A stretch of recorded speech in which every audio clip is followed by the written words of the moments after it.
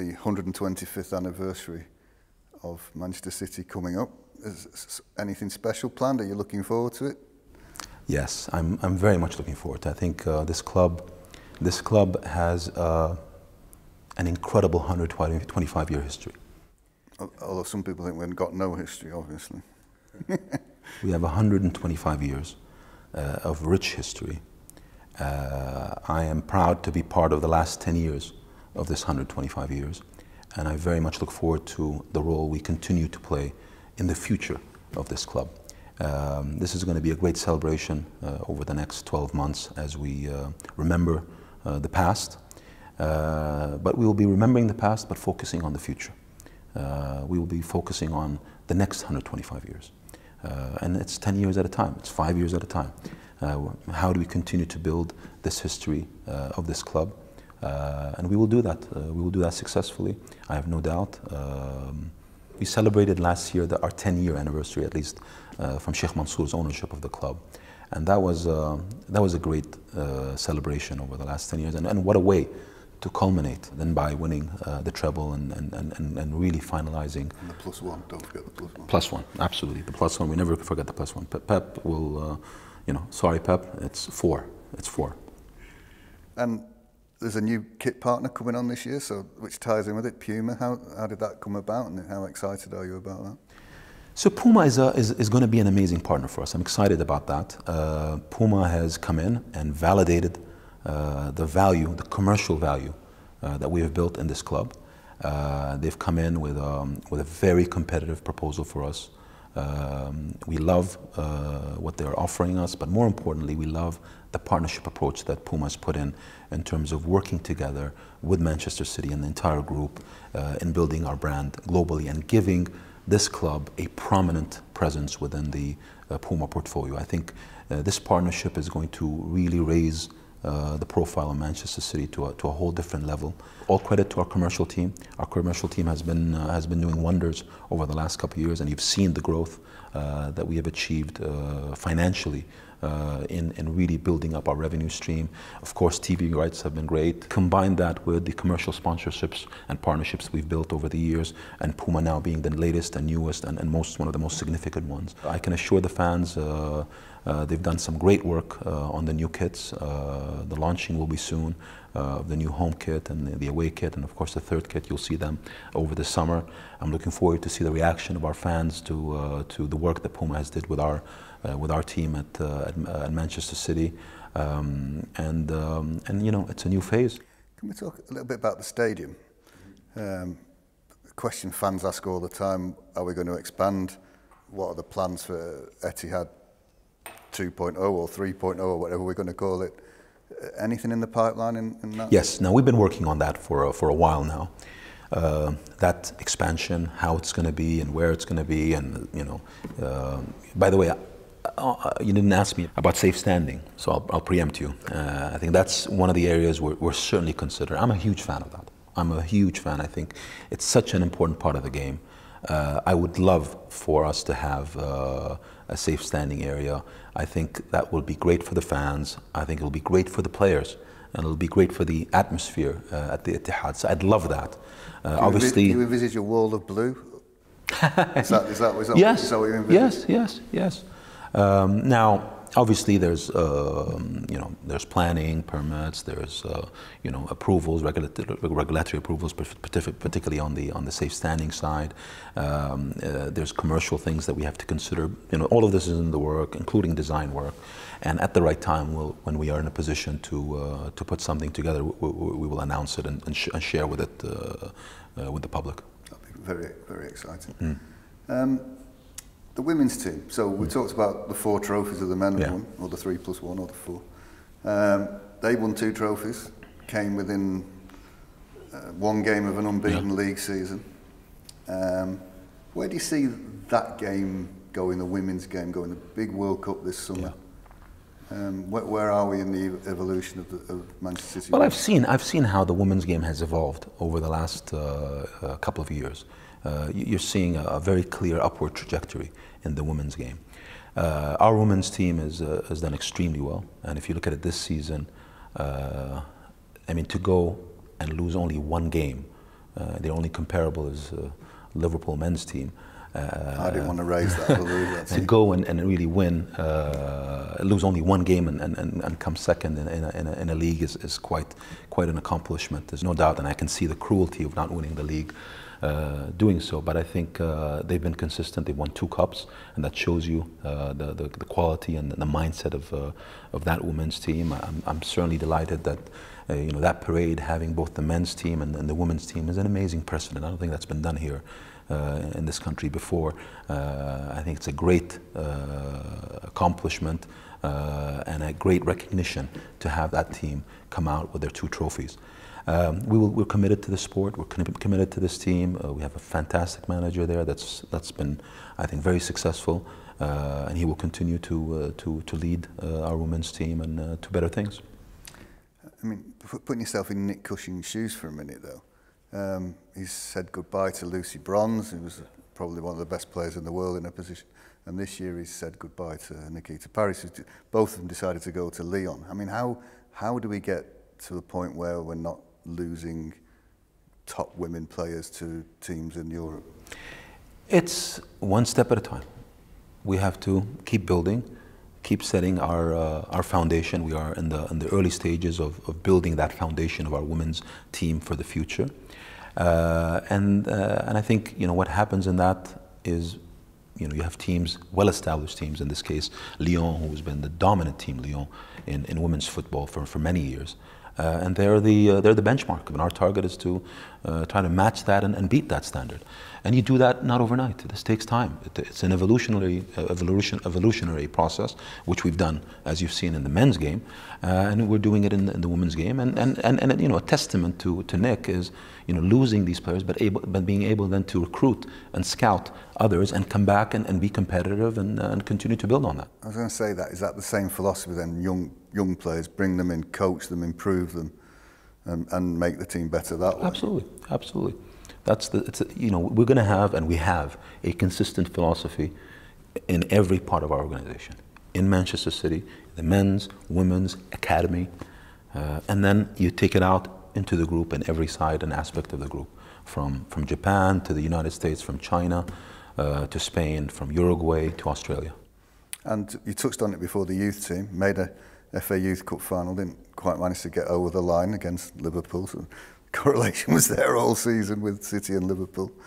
But nevertheless, Pep managed to blood some more young talent in the Carabao Cup in particular. And then there's people like Tommy Doyle coming through who we think are ones for the future. So that side of it's going well. That side of it is coming very well. And I think the objectives here are different. We're building players for the future. The winning has to come at the first team. Winning trophies in the academy is great. It's very good, but that's not the objective. We're developing the talent there, and that's really what's driving you can see it in the various age groups. We tend to compete with younger players in higher age groups because our focus is really on the development of the player a lot more than winning the competition. We play to win. However, when it comes to the academy, the objective there is also to develop those players. And I think we've done very well there. We've had over 100 players just over the last couple of years that have been trained, developed within our academy and are playing professional sports, professional football all around Europe and other places around the world. And that's good, that's great, that's part of our mission. And it has, of course, commercial value for the club. You look at what we've done this year with players like Raheem going to Real Madrid. I mean, I don't look at that as a negative. No, it's a positive. Raheem is a player we've developed within the organization. We hoped that he would pursue his career and continue his career here. He made a decision, and I think as is understandable when a Spanish player gets the nod from Real Madrid, you can understand his decision. It's very hard, but I think he leaves with he's been a great part of our organization. No hard feelings. He brought us very good value back to the club, very good financial and commercial value. So it's a win for us. It's a win for him, no doubt. And hopefully a win for Real Madrid. I mean, good for him. I follow his career. And same thing with Jadon Sancho. I mean, Jadon, I would have loved to have kept Jadon. There's no question about that. But on the flip side, just kind of looking at it from our perspective, it would have been very hard for us to provide Jadon at that age what has been provided to him at Borussia Dortmund. We're a team that, as I started, are competing in every single competition with the squad that we have. For Jadon to have played the same number of minutes that he's played in Dortmund at 19 at this club would have been impossible for us to guarantee. Now, on the flip side, you have a player like Phil Foden who accepts that and accepts the evolution of his role. Phil Foden will be a top superstar for this club. He will be one of the most important players of this new generation of players we're developing and of the future of Manchester City. And the best thing he's done is taking the decision of being patient, learning, working with the best manager in the world who is dedicated to help him reach his potential. It doesn't hurt that he's a City fan as well, does it? Of course, and one of my moments of the season, no question, was his goal against Tottenham. I've joked about it with many of my friends or colleagues that come to some of the games. As you know, I try to come to as many games as I can, but I'm not able to come to every single game. This year, I said I hope that I will be at the stadium when Foden scores his first Premier League game. And thank God I was there. I was so happy because I know, for me, that's a moment in history. And it's a moment that we will look back at many years from now. And finally, can we just touch on CFG? We mentioned it before. Added another club in China, but a lower division club. What's the thinking behind that and not trying to invest in a Super League club that's already established? So I think there in China, Chris, this was a commercial decision. You've heard me speak about this, I think, over the last couple of years.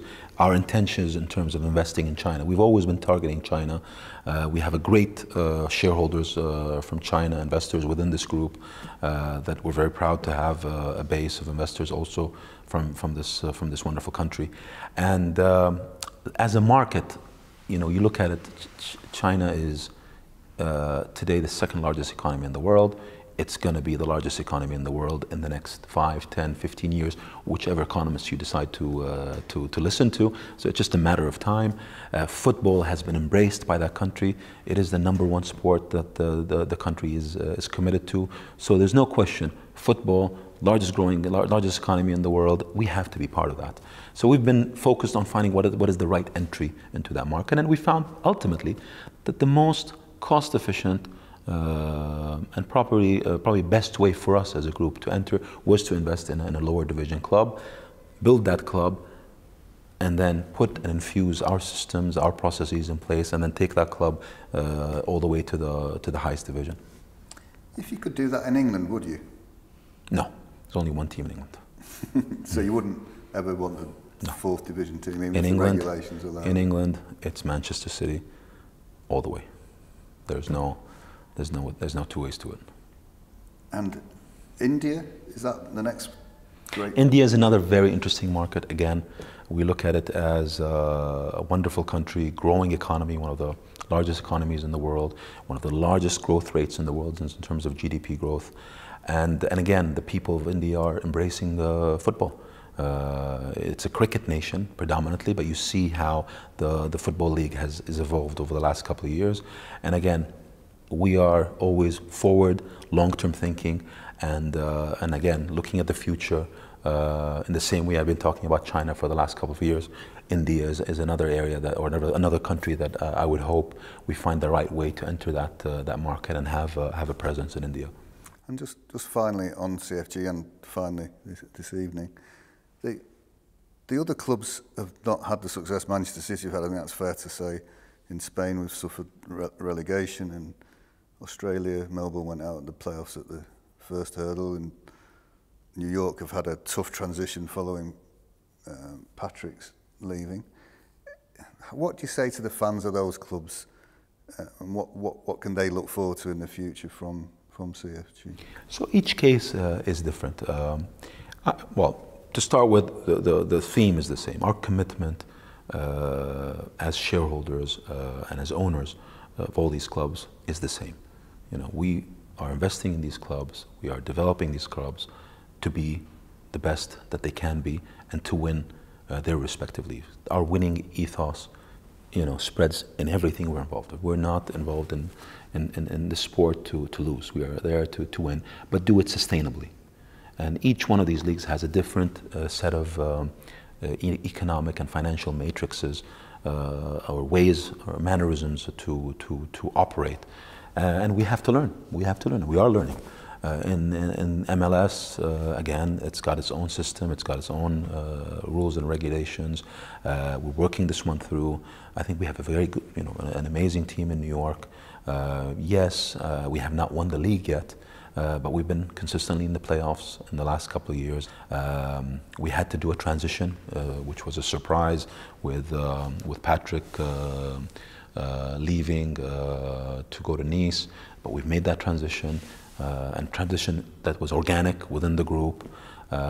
So in New York, I think I have a lot of, the season has started a couple of months ago.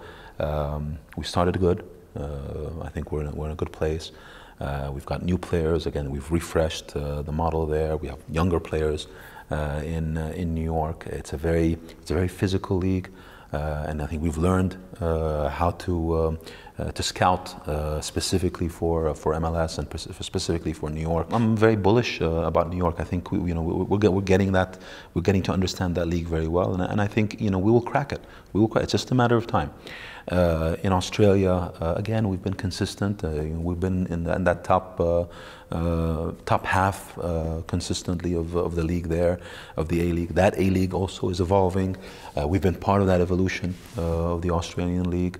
Again, we've just had a manager change. Warren is leaving, so we've got a new manager now that's going to be coming into Melbourne. They're in the pre-season. Well, we're going to start pre-season soon, and then we got a new season to start. And as always, we'll try to approach it with the right mindset, with the right manager, with the right players, and try to compete there. And that's everywhere. I think Girona was a disappointment, no doubt. I think it's difficult in La Liga. It's a very tough league, as you know. And for Girona, coming from a small city, small population, relatively speaking, but a very loyal and wonderful fan base. Unfortunately, it's hard when there's relegation. And for Girona, it's amazing. If you had asked me 3 months ago the probability of Girona getting relegated, I would have said highly unlikely. But again, in that, and I'm not used to it because we're working in a different level in Manchester. It was strange how that team in just the last 7 or 8 games was unable to get the results. And when you are in that zone, you don't get the results. It's a point here, a point there. If you don't get them, you get relegated. So nevertheless, I think it doesn't change our thesis. We will rebuild with Girona. We'll be prepared for next season, and the objective there is to bring that team right back up to La Liga. And I'm positive that next year they'll find their way back. Always good to end on a positive note. Thank you. Thank you, Thank you, Chris. Thank you very much. Thank you.